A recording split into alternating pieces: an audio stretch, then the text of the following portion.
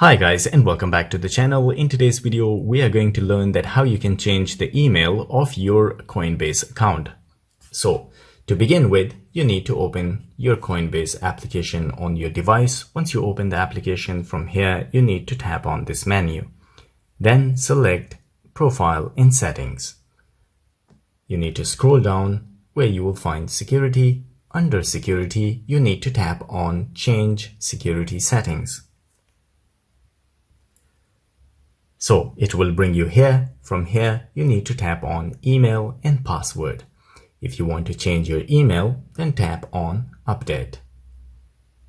So once you tap on Update, it will bring you to Coinbase website on a browser. From here, you need to verify your identity by scanning your finger or any passkey that you have. Here, you need to enter your email address that you want to change to.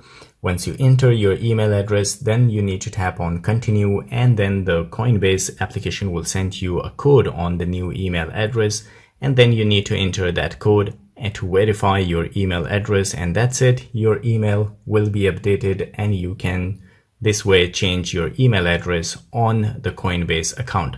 So guys, if you like this video, don't forget to subscribe. I will see you in the next video. Till then, take care.